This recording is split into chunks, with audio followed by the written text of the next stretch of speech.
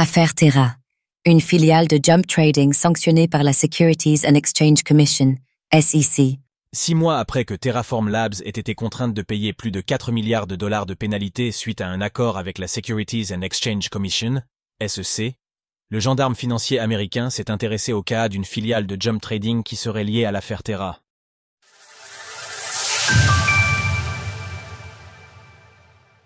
Une filiale de Jump Trading accusée d'avoir aidé Terraform Labs à stabiliser le Terra USD. Afin d'éviter d'être poursuivi en justice par la Securities and Exchange Commission, SEC, Time Ocean, une filiale crypto de Jump Trading, a passé un accord l'obligeant à payer une pénalité s'élevant à 123 millions de dollars.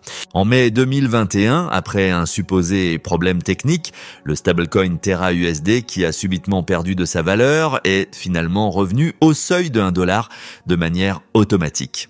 En réalité, cette chute du cours du Terra USD constituait les prémices de sa chute. Découvrez notre sélection des meilleurs portefeuilles pour sécuriser ces crypto-monnaies. Afin de rétablir son cours, Time Ocean a investi 20 millions de dollars dans le Terra USD. En échange, l'entreprise avait obtenu des Luna, la crypto-monnaie native de la blockchain Terra qu'elle a pu vendre sur le marché. Malgré tout, cela n'a pas empêché au troisième stablecoin le plus capitalisé de l'époque de perdre son ancrage au dollar. Pour la Securities and Exchange Commission, les transactions réalisées par Time Ocean constituent une pratique trompeuse. Dans son ordonnance, la SEC a été très claire. Time Ocean aurait dû savoir que l'achat de Terra USD et le soutien artificiel de son prix induisaient le marché en erreur vis-à-vis de la prétendue stabilité du stablecoin et de l'efficacité de l'algorithme de Terraform, normalement conçu pour maintenir cette stabilité.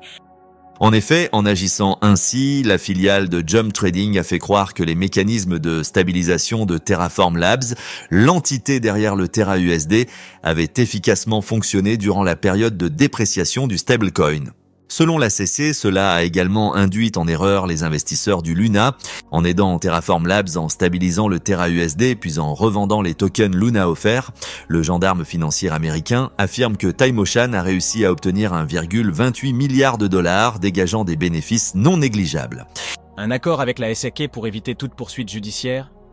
L'ancien président de Jump Trading, Kanav Karia, ne souhaitant pas être interrogé par la SEC, avait invoqué le 5e amendement des États-Unis, le protégeant contre les abus de l'autorité du gouvernement dans une procédure juridique.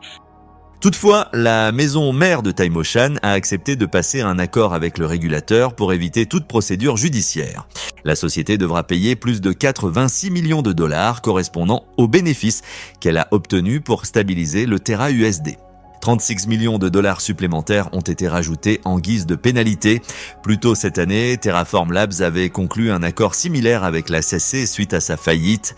L'entreprise anciennement dirigée par Do Kwon devra régler près de 4,5 milliards de dollars de pénalité. Cette somme sera notamment utilisée pour rembourser ses créanciers. Retrouvez toutes les actualités crypto sur le site cryptost.fr.